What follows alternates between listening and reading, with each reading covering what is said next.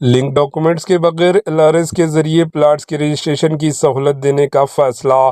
تلنگانہ کی کانگریس حکومت نے LRS درخواستوں کی یکسوئی کے ذریعے آمدنی حاصل کرنے کے لیے ایک اور فیصلہ کیا ہے، جس کے تحت اب بغیر کسی لنک ڈاکومنٹ کے بھی کھلے پلاٹس کی رجسٹریشن کی جا سکے گی اور LRS کا عمل بھی مکمل کیا جائے گا۔ اس مقصد کے لیے ایک نیا پری رجسٹریشن ماڈیول تیار کیا گیا ہے، جس کا فائدہ LRS 2020 کے درخواست گزاروں کے علاوہ نئے درخواست دینے والوں کو بھی ملے گا۔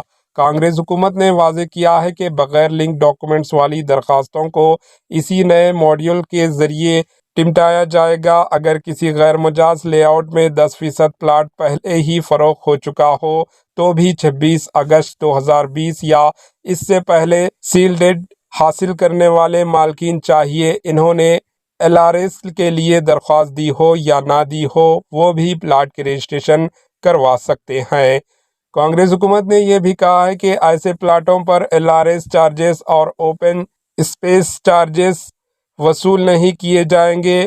ریاست تلنگانہ کے چند ڈسٹرکٹس میں MLC الیکشنز کا انتخابی ضابطۂ اخلاق نافذ ہے، اس لیے حکومت نے یہ سرکولر صرف حیدرآباد، رنگا ریڈی، میڈچل، ملکاجگری اور ضلع محبوب نگر میں لاگو کرنے کا فیصلہ کیا۔ Bureau report AHN news.